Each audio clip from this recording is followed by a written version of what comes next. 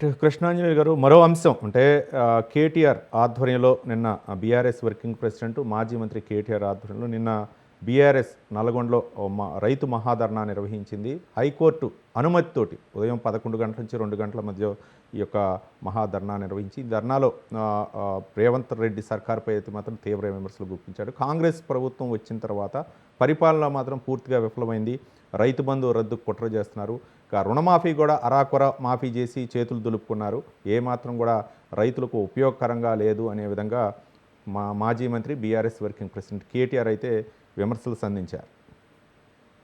ఇక్కడ మనము ప్రజాస్వామ్య దేశంలో ఉన్నామండి.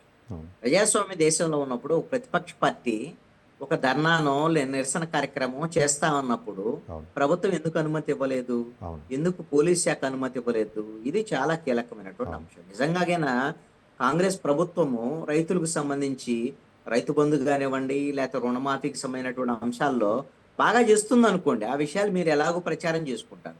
ఇప్పుడు బీఆర్ఎస్ చేసేటువంటి విమర్శలను ప్రజలు పట్టించుకునేటువంటి అవకాశం లేదు. ఇప్పుడు వాళ్ళు ప్రతిపక్ష పార్టీగా వాళ్ళకి హక్కు లేదా నిరసన తెలియజేయటానికి? వాళ్ళ నిరసనని అంగీకరించడం లేదు అని అంటే నిర్బంధకాండ ప్రయోగిస్తోంది ప్రభుత్వం అనేటువంటిది ఇక్కడ కనపడుతున్నటువంటి అంశం. ఇప్పుడు ప్రజాస్వామ్య దేశం కాబట్టి ఆల్రెడీ కోర్టు అనుమతితో వాళ్ళు నిరసన కార్యక్రమం చేపట్టినటువంటి అంశం ఉంది. ఇక్కడ చాలా కీలకమైనటువంటి పరిస్థితి ఏంటి అని అంటే, ఆల్రెడీ ఇప్పుడు బీఆర్ఎస్ వర్కింగ్ ప్రెసిడెంట్ కేటీఆర్ మీద ఆల్రెడీ కాంగ్రెస్ ప్రభుత్వం కేసు నమోదు చేసింది. ఫార్ములా ఈ రేస్ కు సంబంధించినటువంటి విషయంలో కొంత అవినీతి జరిగింది వ్యవహారం. దీని మీద కొంత బీఆర్ఎస్ ప్రభుత్వంలో అవినీతికి సంబంధించినటువంటి అంశం మీద చర్చ జరుగుతుంది. అందుకని బీఆర్ఎస్ లక్ష్యం ఏంటి? కాంగ్రెస్ ప్రభుత్వం ఫెయిల్ అయింది, రైతులకు అన్యాయం చేసింది అనేటువంటి విధంగా, అదే విధంగా కేటీఆర్ మీద పెట్టినటువంటి కేసుకు సంబంధించినటువంటి వ్యవహారం, దీన్ని డైవర్ట్ చేసేటువంటి ప్రయత్నం అనేటువంటిది బీఆర్ఎస్ వైపు నుంచి వాళ్ళు ఒక ప్రజా ఉద్యమానికి శ్రీకారం చుట్టినటువంటి పరిస్థితి ఉంది.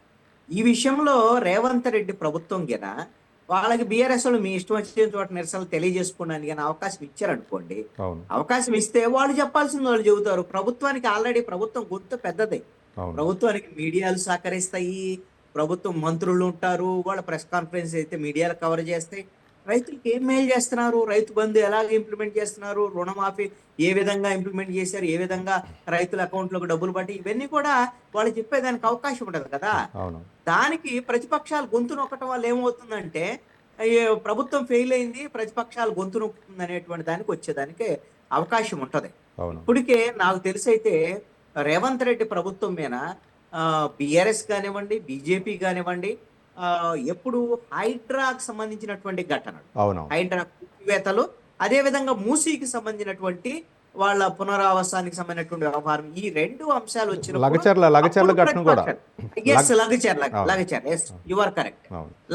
ఘటనకు సంబంధించి అది కూడా రైతులకు సంబంధించినటువంటి అంశమే కదా. కాబట్టి దాన్ని ఆయుధంగా తీసుకొని ప్రతిపక్షాలు బయటకు వచ్చినటువంటి పరిస్థితి. అప్పటి వరకు బీఆర్ఎస్ ఎక్కడ మాట్లాడలేనటువంటి పరిస్థితి ఉంది. ఎందుకు అని అంటే బీఆర్ఎస్ ప్రభుత్వ హయాంలో అభివృద్ధి లేకపోగా కుటుంబానికి సంబంధించినటువంటి అభివృద్ధి, అవినీతికి సంబంధించినటువంటి అంశము, వీటి మీద ఎక్కువ ప్రజల్లో చర్చ జరిగింది కాబట్టి ప్రజలు బీఆర్ఎస్ వ్యతిరేకంగా తీర్పు ఇచ్చారు. అలాంటి పరిస్థితుల్లో కాంగ్రెస్ కి అవకాశం ఇచ్చినప్పుడు కాంగ్రెస్ ప్రజారంజకమైనటువంటి పాలన అందిస్తే ఇక ప్రతిపక్షాలు మాట్లాడటానికి అవకాశం ఎక్కడ ఉంటది? ఆ మాట్లాడేటువంటి అవకాశం లేకుండా చేయాల్సినటువంటి ఆ బాధ్యత ప్రభుత్వానికి, కాంగ్రెస్ ప్రభుత్వానికి ఉంటుంది. ఆ విషయంలో కాంగ్రెస్ ప్రభుత్వము రైతు బంధు కానీ లేకపోతే రైతులకు సంబంధించినటువంటి సమస్యల విషయంలో లగచర్ల ఘటన ఎందుకు అంత మొండిగా వెళ్ళి రేవంత్ రెడ్డి ప్రభుత్వము రైతులను మీద నిర్బంధకాండ ఎందుకు ప్రయోగించాలి? దాని వల్లే కదా ఇప్పుడు బీఆర్ఎస్ కి అవకాశం దొరికింది. అక్కడ నుంచి గొంతు వాళ్ళు రేగుస్తోంది బీఆర్ఎస్ కానివ్వండి, బీజేపీకి సంబంధించినటువంటి విషయాల్లో. ఎందుకో రేవంత్ రెడ్డి ప్రభుత్వము ఇప్పుడిప్పుడే కొంత డిఫెన్స్ లో పడుతున్నటువంటి పరిస్థితులు అనేది, అయితే డావోస్ కు సంబంధించినటువంటి ఈ పెట్టుబడులు రావటం అనేటువంటిది మాత్రం కొంత ప్రభుత్వానికి సానుకూలమైనటువంటి అంశమే. ఎందుకంటే బీఆర్ఎస్ ప్రభుత్వ హయాంలో వాళ్ళకి తెలంగాణ విడిపోయిన తర్వాత హైదరాబాద్ వంటి అద్భుతమైనటువంటి నగరం ఉన్నప్పటికీ కూడా, పెట్టుబడులు తీసుకురావడానికి అవకాశాలు ఉన్నప్పటికీ కూడా కేసీఆర్ ప్రభుత్వము ఆ విధమైనటువంటి ప్రయత్నాలు చేయలేదు. అప్పుడు మిగులు బడ్జెట్తో ఉన్నటువంటి తెలంగాణని అప్పుల ఊబిలోకి తీసుకెళ్ళింది అనేటువంటిది ప్రజలు ఆల్రెడీ విశ్వసించారు కాబట్టే బీఆర్ఎస్కి అవకాశం ఇవ్వలేదు. ఇప్పుడు అలాంటి అంశంలో అభివృద్ధి విషయంలోనే బీఆర్ఎస్ కన్నా మిన్నగా కాంగ్రెస్ ముందుకు వెళ్ళాల్సినటువంటి పరిస్థితి అయితే ఉంది. Right right